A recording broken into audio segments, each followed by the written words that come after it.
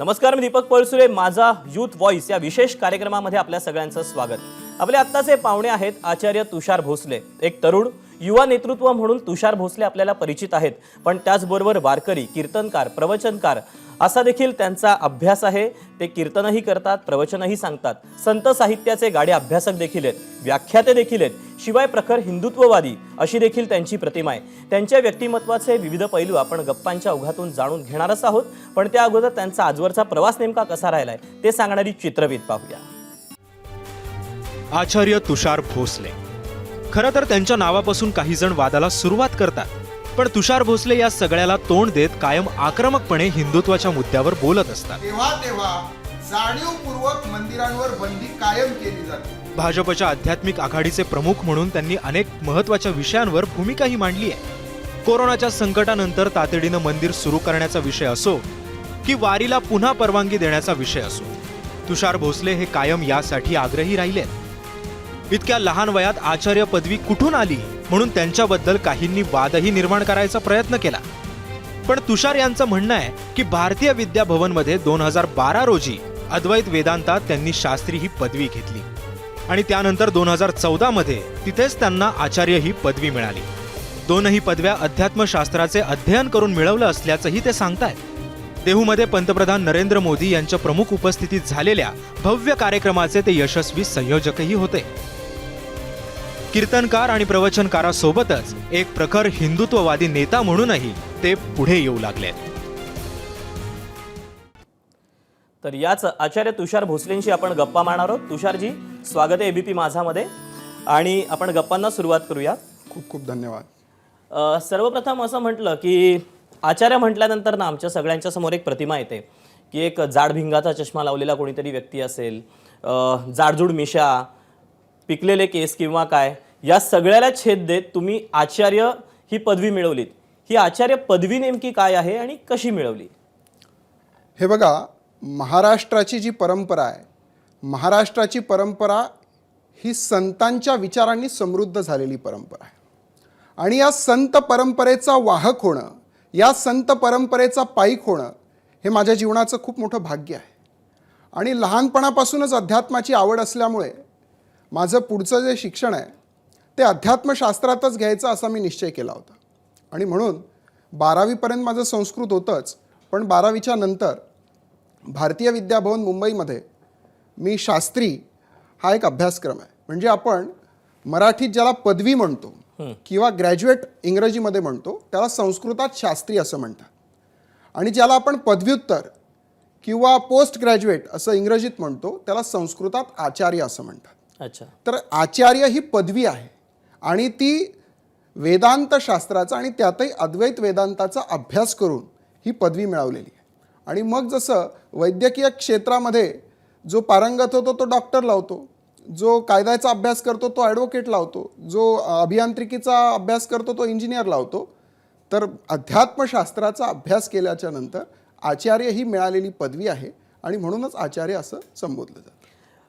अभ्यास नेमका काय काय असतो? वेदांत शास्त्र तुम्ही सांगितलं, पण तरी अगदी थोडक्यात जे तरुण असतील किंवा ज्यांना याच्यामध्ये यायचं असेल, अभ्यास करायचा असेल, तर हा अभ्यास नेमका काय असतो? ज्यावेळेला आपण 12वीच्या नंतर म्हणजे पदवीला अभ्यास सुरू करतो त्यावेळेला तुम्हाला विषय निवडायचा असतो. मग तुम्ही व्याकरणात करू शकता, तुम्ही साहित्यात करू शकता, तुम्ही काव्यात करू शकता, तुम्ही नाटकात करू शकता, अन्य जसे आपले आर्ट्समध्ये जसे असतात की मराठी असेल, हिंदी असेल, अनेक विषय असतात, अर्थशास्त्र असेल, त्याच्यात तुम्ही स्पेशलायझेशन करतात. तसं संस्कृताच्या विषयामध्ये सुद्धा असे वेगवेगळे प्रकार असतात आणि त्यातलं मी वेदांत निवडलं आणि वेदांतातलंही खास करून अद्वैत वेदांत, म्हणजे शंकराचार्यांनी जो संदेश दिला अद्वैत वेदांताचा, त्या अद्वैत वेदांतात माझा आचार्य. थोडंसं पुढच्या मुद्द्यांकडे जाण्या अगोदर आचार्य तुषार भोसले या नावाभोवती बरीचशी कॉन्ट्रोवर्सी सुद्धा गेल्या काही काळात पाहायला मिळालेली होती. तर तुमच्या नावाला घेऊन ही कॉन्ट्रोवर्सी नेमकी काय? असं आहे की मुळात आचार्य आणि भोसले किंवा भोसले आणि अध्यात्म ही सांगड आमच्या राजकीय विरोधी लोकांना पचत नाही आहे. आचार्य आणि अध्यात्माशी रिलेटेड असलेला माणूस भोसले कुळातला असू शकतो किंवा त्यातही पुढे जाऊन बोलायचं तर एकीकडे पुरोगामित्वाच्या नावाखाली जातीयवादाचं विष पेरून ज्यांनी आपल्या राजकीय पोळ्या भाजायचं ठरवलं आहे त्यांना असं वाटतं की मराठा जातीतला माणूस हा भारतीय जनता पक्षाकडे किंवा अध्यात्माकडे जाऊ नये आणि म्हणून मग हा आचार्य तुषार भोसले नाही तर हा शालिग्राम आहे असा एक अपप्रचार माझ्या बाबतीत सोशल मीडियातनं आपल्याला बघायला मिळाला असेल आणि म्हणून आपला हा प्रश्न असेल असं मी गृहीत धरतो. खास करून उघडच बोलायचं झालं तर राष्ट्रवादीच्या काही मंडळींकडनं मला शालिग्राम या नावाने संबोधलं जातं. आता स्पष्टच सांगायचं झालं तर माझं पूर्ण नाव तुषार शालिग्राम भोसले. अच्छा. आचार्य ही मिळालेली पदवी पण नाव तुषार शालिग्राम भोसले. शालिग्राम हे माझ्या वडिलांचं नाव आहे पण भोसले अध्यात्म आणि भाजप हे ज्यांना मंजूर नाही त्यांनी मुद्दाम काहीतरी खोडसाळपणा करायचा म्हणून माझं आडनाव शालिग्राम असं दाखवायला प्रयत्न केला. शालिग्राम केलं की शालिग्राम हे आडनाव ब्राह्मणात येतं आणि याला एकदाचं ब्राह्मण करून टाकलं की मग ब्राह्मण व्हर्सेस बहुजनवाद हा वाद पेटवायला आम्ही मोकळे आणि मग आम्ही आमच्या राजकीय पोळ्या भाजायला मोकळे. पण मी अतिशय या बाबतीत माझी स्पष्ट भूमिका आहे की मला छत्रपती शिवरायांच्या कुळामध्ये जन्म घेता आला हे मी माझं भाग्य समजतो आणि या उपरही जे लोक मला शालिग्राम म्हणून संबोधत असतील तर यातही माझं सगळ्यात मोठं भाग्य आहे की ज्या सर्वसामान्य आणि हलाखीच्या परिस्थितीतनं माझे वडील पुढे आले आणि त्यांनी मला घडवलं त्या माझ्या वडिलांच्या नावाने जर मला संबोधत असतील तर तो माझ्या वडिलांचा आणि माझ्या सगळ्याच पिढ्यांचा उद्धार आहे असं मी मानतो आणि त्यात सुद्धा मला काही गैर वाटत. पण विरोधी पक्ष पुरावे देखील मागतोय तुमच्याकडे. नाही आता पुरावे हे बघा विरोधी पक्ष एकीकडे जो शिवसेना पक्ष आहे म्हणजे शिल्लक राहिलेला शिवसेना पक्ष उद्धव ठाकरेंच्या नेतृत्वातला त्याचे प्रवक्ते संजय राऊत तर छत्रपतींच्या वंशजांना पुरावे मागतायत. तेव्हा मी तर फार लहान माणूस आहे हो. जिथे छत्रपतींच्या वंशजांना तुम्ही पुरावे मागतायत तिथे आचार्य तुषार भोसलेला पुरावे मागितले तर यात मला काही गैर वाटत नाही. पण मला वाटतं ही अत्यंत विकृत मनोवृत्ती आहे की जिथे तुम्ही विचारांची लढाई करू शकत नाही तिथे असल्या वैयक्तिक खोडसाळपणावर तुम्ही उतरता. नाही हे विरोधकांना उत्तर झालं पण वैचारिक लढाई किंवा विचारांची लढाई याबाबत जर आपण बोलायचं झालं तर आचार्य असून किंवा आध्यात्मिक क्षेत्रात असूनही मग तुम्ही पक्षासोबत कसे जोडला गेलात किंवा राजकारणात कसे? हे बघा राजकारणामध्ये आध्यात्मिक माणसाने असू नये असा काही नियम नाही. बरोबर. राजकारण हे शेवटी सत्ता ठरवत असतं आणि सत्तेतनं विचारांची लढाई किंवा कोणत्या विचाराला प्राधान्य द्यायचं हे ठरत असतं. आज या महाराष्ट्रामध्ये अध्यात्म आणि धार्मिक जगताला इतका मोठा वनवास गेली 2.5 वर्ष सुरू होता आपण पाहिलं असेल. अशा वेळेला जर विश्वगौरव असलेले आमचे पंतप्रधान माननीय नरेंद्र मोदीजी यांच्यामुळे आमची जी सनातन संस्कृती आहे आमचं जे अध्यात्म आहे या अध्यात्माला जर विश्वाच्या पटलावर त्याचं वैभव प्रदान करणारं जर एक भरीव कामगिरी होत असेल तर आध्यात्मिक माणसाने राजकारणात का येऊ नये आणि राजकीय लोक जे आज आमचा आध्यात्मिक विचार आहे. आज आपण स्वामी विवेकानंदजींच्या जयंतीच्या दिवशी या ठिकाणी आहोत आणि ज्या स्वामीजींनी आमच्या आध्यात्मिक क्षेत्राला आमच्या सनातन संस्कृतीला जगाच्या व्यासपीठावर एक ओळख निर्माण करून दिली त्या अध्यात्माला जर पुन्हा वैभव प्राप्त करून द्यायचं असेल आणि ते टिकवायचं असेल तर आध्यात्मिक माणसांनी राजकारणात यावंच लागेल आणि राजकीय परिवर्तन करून आपल्या सत्तेतनंच आध्यात्मिक क्षेत्राला योग्य न्याय देऊ शकतो असं मला वाटतं. तरुण आहात त्यासोबत राजकीय पक्षाशी सुद्धा जोडले गेलेले आहात त्यामुळे राजकारणात आल्यानंतर एक सुप्त इच्छा मनामध्ये असते की ती म्हणजे निवडणूक लढवण्याची. तर अशी मनामध्ये काही इच्छा आहे का? कारण की महाराष्ट्र अजूनही त्यांच्या योगीची वाट पाहतोय त्यामुळे महाराष्ट्राचे योगी म्हणून आम्ही तुमच्याकडे पाहायचं का? हे बघा माननीय पंतप्रधान असतील किंवा माननीय योगीजी असतील ही कर्तृत्वानी खूप भयानक मोठी माणसं आहेत. ते त्यांच्या आचारविचारांनी आणि ते त्यांच्या कर्तृत्वाने मोठी झालेली आहेत. मी त्यांच्या पायाची धूळसुद्धा नाही आहे. त्याच्यामुळे आज मला माझ्या पक्षाने दायित्व दिलं आहे की आध्यात्मिक आघाडीचा प्रमुख असणं आणि महाराष्ट्रातल्या आध्यात्मिक क्षेत्राचा समन्वय करणं, या क्षेत्रावर ज्या ज्या वेळेला अन्याय होईल त्या विरोधात आवाज उठवणं आणि ज्या ज्या वेळेला या क्षेत्राची गरज असेल तर सरकारच्या माध्यमातून समन्वय प्रस्थापित करून त्यांच्या समस्या सोडवणं. आज मी त्याच्यावर लक्ष केंद्रित केलं आहे. निवडणुका लढवणं किंवा भविष्यात काय कुठली महत्त्वाकांक्षा ही काहीही माझ्या डोक्यात नाही. पक्ष देईल ती जबाबदारी स्वीकारणं हेच माझं कर्तव्य आहे. पण पक्षाने दिली नाही तरी मनामध्ये एक सुप्त इच्छा असतेच. आज तरी माझ्या समोर अशी कोणतीही इच्छा नाही. आज समाजामध्ये आणि खास करून महाराष्ट्रामध्ये इतके मोठे गंभीर प्रश्न आहेत की हा महाराष्ट्र हा ज्ञानोबा तुकोबांचा महाराष्ट्र आहे. आणि खास करून आज मला आपला यूथ व्हॉइस आहे आणि म्हणून सांगितलं पाहिजे की ज्ञानोबाराय तुकोबाराय हे सुद्धा युवा होते. म्हणजे ज्ञानोबारायांनी वयाच्या 16व्या वर्षी ज्ञानेश्वरी लिहिली आणि 22व्या वर्षी संजीवन समाधी घेतली. जगद्गुरू तुकोबारायांकडे आपण पाहिलं तर 22 ते 42 हे वय त्यांचं अध्यात्माचं आहे. सगळी अभंग रचना 22 ते 42 या त्यांच्या वयाच्या कालखंडातली आहेत. आणि म्हणून ज्या ज्ञानोबा तुकोबांनी या महाराष्ट्राला समृद्ध केलं त्या ज्ञानोबा तुकोबांचे विचार या महाराष्ट्रातल्या प्रत्येक युवकामध्ये भिनले पाहिजेत आणि त्यांच्या विचारावर आधारित महाराष्ट्र घडला पाहिजे. हीच आज हे माझं क्लिअर विजन आहे आणि याच्याशी कुठली तडजोड होणार.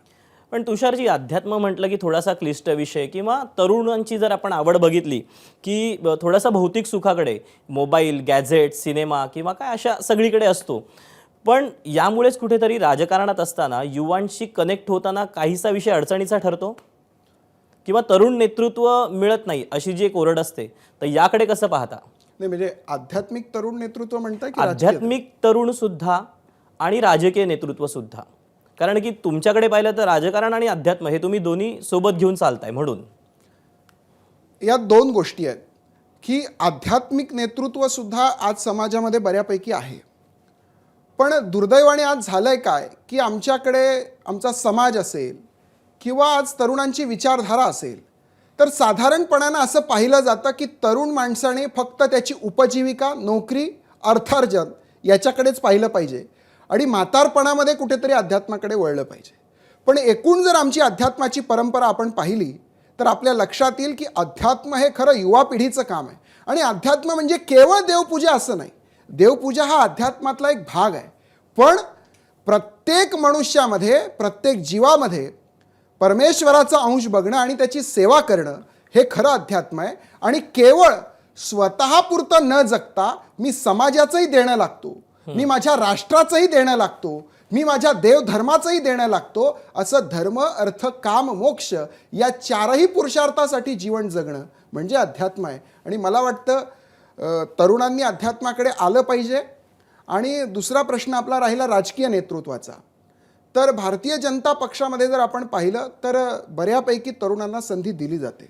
भारतीय जनता पक्ष वगळता इतर जर पक्ष आपण पाहिलेत तर साधारणपणानं आपल्या लक्षात येईल की घराणेशाही ज्या पक्षांमध्ये, या सगळ्याच पक्षांमध्ये घराणेशाही आहे. आणि म्हणून मग घराण्यातनं आलेलीच नेतृत्व पुढे येतात. आणि मग साहजिक तरुणांना की आपल्याला संधी मिळत नाही तर मग या राजकारणात आपण जायचं कशाला, असाही एक प्रकार इतर पक्षांच्या बाबतीत असू शकतो. थोडंसं राजकारणातून आता पलीकडे येऊया. तुमच्याबद्दल विचारावं असं आवडेल की अध्यात्माशी कसे जोडला गेलात आणि वयाच्या 15व्या वर्षी तुम्ही पहिलं पुस्तकसुद्धा लिहिलं होतं. 17व्या वर्षी की 18व्या वर्षी 365 दिवस सलग प्रवचनसुद्धा दिलेलं होतं. तर ही सगळी किमया कशी साधली? खरं तर आमच्या कुटुंबाला आध्यात्मिक वारसासुद्धा नाही आणि राजकीय वारसासुद्धा नाही. पण आम्ही संत विचारांचे लोक आहोत आणि माऊली ज्ञानोबाराय असं म्हणतात की बहुत सुकृताची जोडी म्हणून विठ्ठले आवडी. खरं तर माझं मागच्या जन्मोजन्मीचं हे पुण्य असेल म्हणून उपजतःच मला अध्यात्माची आवड लागली. आणि साधारण मी 4थीला असेल तेव्हापासून कीर्तन प्रवचन ऐकायला जाणं ही माझी लहानपणापासूनची आवड होती. आमचं घर हे साधारण 3 किलोमीटर गावापासून दूर होतं. माझे वडील रेल्वे कर्मचारी असल्यामुळे आम्ही रेल्वेच्या वसाहतीत राहायचो आणि तिथून 3 किलोमीटरवर गावात कीर्तन प्रवचनं असायची. तर मी 4थ्या इयत्तेत असतानापासून रात्री 11ला कीर्तन सुटलं की 12 वाजता मला घरी यायला 12 वाजायचे. पण मी एकटा प्रवास करायचो रात्री 12 वाजता 3 किलोमीटरचा. आणि घरी आईवडिलांचं म्हणणं असायचं की अभ्यास बुडतोय, कीर्तनाला जातो तू या वयात. तर मी रात्री 12ला झोपून पहाटे 4 वाजता उठून माझा अभ्यास पूर्ण करायचो. पण मी रात्री कीर्तन ऐकायला जायचो. कीर्तन प्रवचन ऐकणं ही माझी लहानपणापासूनची आवड. आणि मग नंतर 10व्या इयत्तेच्या सुट्ट्या ज्यावेळेला लागल्या त्यावेळेला सुट्टीत मी एक पुस्तक लिहिलं होतं, वक्त्यांनो तुमच्या वक्तृत्वासाठी. कारण मी 5वी ते 10वी वक्तृत्व स्पर्धेत कायम प्रथम क्रमांकात यायचो. वा. आणि मग आपल्याला जे मिळालं, आपल्याला जी किमया साधली ती आपल्या सहकाऱ्यांना सुद्धा मिळावी, म्हणून मग वक्त्यांनो तुमच्या वक्तृत्वासाठी हे मी 10वीच्या सुट्टीत पुस्तक लिहिलं. पुढे 12वीत असताना माझं विज्ञान शाखेतच माझं 12वी होती आणि त्याच वेळेला दररोज एक प्रवचन, खंड न करता 365 दिवस प्रवचन, असा एक उपक्रम मी हाती घेतला. त्याच्यामुळे संत विचारांशी माझी फार जवळीक वाढली, अध्ययन वाढलं आणि मग साहजिकच माझा कल या एकूण आध्यात्मिक क्षेत्राकडे वाढला. पण हे आध्यात्मिक क्षेत्राकडे तुमचा कल वाढत असताना तुम्ही आचार्य झालात, ही आचार्य पदवी वगैरे आपलं सगळं त्या गप्पांमध्ये आलं. पण आचार्य झाल्यानंतर काही ड्रेस कोडचं बंधन वगैरे असतं का? म्हणजे युथ व्हॉइस कार्यक्रम आहे म्हणून हा प्रश्न विचारावासा वाटतो. कारण आम्ही जे तुम्हाला पाहतो ते काय असा कुर्ता, वरती जॅकेट आणि लेहेंगा वगैरे, पण असं जीन्स पॅन्ट टी शर्टमध्ये वगैरे कधी आचार्य तुषार भोसले का दिसत नाहीत? ड्रेस कोडचं बंधन असं नसतं, पण शेवटी एक सामाजिक भान आहे, ती एक प्रतिमा आहे आणि आपण आपल्या परंपरेचे वाहक आहोत. जनरली आचार्य किंवा शास्त्री आपण संन्यासाच्या वेशातही पाहिलेले असतील किंवा सतत धोतरही वापरत असतात. पण मी कीर्तन असलं की कीर्तन प्रवचनाला मी धोतर कायम वापरत असतो आणि एरवी कुर्ता पायजमा असतो. पण आपलं एक सामाजिक जबाबदारी असते आणि आपल्याकडे पाहण्याचा एक दृष्टिकोन असतो आणि म्हणून शक्यतो पाश्चिमात्य कपडे मी वापरत नाही. पण मग पाश्चिमात्य चित्रपटांना मात्र तुम्ही बरेचदा, म्हणजे त्याच्यामध्ये गेल्या काही काळामध्ये झालेल्या कॉन्ट्रोवर्सीज, पठाण चित्रपट जो येतोय तर त्याला बराचसा विरोध झालेला पाहायला मिळाला. तर मग मित्रांसोबत गप्पा मारताना वगैरे अशा चित्रपटांच्या वगैरे गप्पा होतात? नाही, खरं तर चित्रपटांवरती माझ्या काही फार गप्पा होत नाहीत. मग तुम्ही पाहता चित्रपट? आपल्याला सांगायचं तर गेल्या 5 वर्षापासून मी एकही चित्रपट पाहिलेला नाही. पण मग चित्रपटाला विरोध करताना मात्र? नाही, चित्रपटाला विरोध नाही. चित्रपट वाईट आहे असं आमचं म्हणणं नाही. करमणुकीचं साधन आहे, मनोरंजनाची अनेक साधनं आहेत आणि ती केली पाहिजे. शेवटी कलाकार हा पण एक या समाजाचा घटक आहे. पण त्याच्यामध्ये कुठेही आमच्या परंपरेला, आमच्या संस्कृतीला गालबोट लागता कामा नये, ही आमची भूमिका आहे. कारण चित्रपटाच्या माध्यमातून एक विमर्श, ज्याला नॅरेटिव्ह म्हणतो आपण, एक नॅरेटिव्ह सेट होत असतो आणि तो नॅरेटिव्ह सेट होत असताना आमच्या धर्माच्या, आमच्या धर्मियांच्या, आमच्या संस्कृतीच्या, आमच्या परंपरेच्या भावनांना ठेच पोहोचणार नाही, त्याच्यावर आघात होणार नाही, इतकी काळजी घ्यावी, एवढंच आमचं म्हणणं. पण असं एक चुकीचं नाही वाटत का की चित्रपट पाहायचा नाही आणि दुसरीकडे विरोध करायचा? या दोन्ही गोष्टी विसंगत आहेत ना? नाही, अजिबात नाही. म्हणजे मी आपल्याला तेच पुन्हा सांगतोय की चित्रपटांना विरोध नाही, चित्रपट पाहिलेच पाहिजेत, पण ज्याच्यातून समाजामध्ये बदल होईल असे चित्रपट एकतर असावे किंवा मनोरंजनात्मक असेल, करमणुकीचे असतील तर त्यामध्ये कोणत्याही धर्मियांच्या, केवळ आमच्या धर्मियांच्या मी म्हणत नाही, कोणत्याही धर्मियांच्या परंपरांच्या किंवा संस्कृतीच्या विरोधात कुठली भूमिका होणार नाही, याची काळजी चित्रपटाच्या निर्मात्यांनी घेतली. 2 चित्रपटांची उदाहरणं देतो. एक द काश्मीर फाईल्स आणि दुसरा आता पठाण येतोय. तो दोन्ही चित्रपटांवरनं कॉन्ट्रोवर्सी पाहायला मिळाली. मग द काश्मीर फाईल्स हा सुद्धा अजेंडा राबवणारा चित्रपट होता असं प्रेक्षकांचं काही म्हणणं होतं. तर पठाण सुद्धा तसाच आहे किंवा तुम्ही जे म्हणता त्याप्रमाणे धार्मिक भावना वगैरे दुखावणार आहे. मग या दोन्हीकडे कसं बघायचं? नाही, असं आहे, तुमचा द काश्मीर फाईल्सला पाठिंबा होता? काश्मीर फाईल्स हा सत्यावर आधारित आहे, घडलेल्या घटनेवर आधारित आहे आणि वास्तवावर आधारित आहे. त्याच्यामुळे त्याचं समर्थन तर केलंच पाहिजे. पण दुसरीकडे ज्या पठाणचा आपण उल्लेख केला त्याच्यामध्ये सरळ आमच्या धर्मियांच्या भावना त्या ठिकाणी दुखावल्या जात होत्या. त्याचं आम्ही समर्थन कसं करू शकतो? त्याचा विरोधच केला जाईल. बिकनी घालून कशा काय भावना दुखावतात मला ते कळलं नाही. मग त्याच्यामध्ये देवा धर्माचा कुठलाही फोटो वापरला गेला नाही, काही नाही, पण केवळ रंग हा खरंच धार्मिक भावना दुखावणारा असतो फक्त, की त्या धर्माच्या रंगाचे कपडे, म्हणजे कपड्यांवरून आपण धर्म ओळखायचा? कपड्यावरून धर्म ओळखायचा असं नाही, पण भगवा रंग हा आमच्या त्यागाचं, आमच्या धर्माचं हे वैशिष्ट्य आहे आणि भगवा रंगाला आम्ही आमच्या डोक्यावर धारण करतो. भगवा रंग हा आमच्या प्राणापेक्षाही आम्हाला प्रिय आहे आणि त्या भगव्या रंगाला तुम्ही नको त्या ठिकाणी वापरतात. मी त्याचा शब्द वापरणार नाही, तो इथे वापरणं योग्य नाही, पण नको त्या ठिकाणी तो भगवा रंग वापरून त्याच वेळी त्या गाण्याचे बोल तुम्ही देतात की बेशरम रंग. म्हणजे यात तुम्हाला विचित्र वाटत नाही का? एकीकडे आमच्या धर्माचा स्वाभिमान असलेला भगवा रंग तुम्ही नको त्या ठिकाणी वापरतात आणि त्याला रंग, त्या गाण्याचे बोल तुम्ही त्याच वेळेला चालवतात की बेशरम रंग. हे कसं सहन होईल? हे सहनच होऊ शकत नाही. चित्रपट निर्मात्यांना त्यांची भूमिका बदलावीच लागेल आणि तो जो प्रकार आहे तो मागे घ्यावाच लागेल. खरं तर खूप सारे प्रश्न आहेत, पण वेळ मात्र तेवढा कमी आहे. अगदी जाता जाता की अध्यात्मात आहात, राजकारणात आहात, पुढचे करिअरचे गोल्स काय? करिअर म्हणजे नेमकं काय, हा एक प्रत्येकाची व्याख्या असते. आणि माझं करिअर मी हेच निश्चित केलं आहे की अर्थार्जन तर प्रत्येक मनुष्य करतच असतो, त्याच्या सोयीनुसार आणि व्यवहारानुसार ते होत असतं. पण माझं करिअर आणि माझं संपूर्ण आयुष्य ज्ञानोबा तुकोबांचे विचार या महाराष्ट्रात तेवत ठेवणं, ते वाढवत नेणं आणि ते केवळ महाराष्ट्राच्या चौकटीत मर्यादित न ठेवता जगाच्या व्यासपीठावर माझ्या ज्ञानोबा तुकोबांना अभिप्रेत असलेला महाराष्ट्र घडवणं आणि त्यातल्या त्यात देव, देश आणि धर्माच्या सेवेत तुषार भोसलेचं आयुष्य जावं, राष्ट्राच्या सेवेत जावं, नक्कीच. हेच माझं करिअर आहे आणि तेच माझं ध्येय आहे.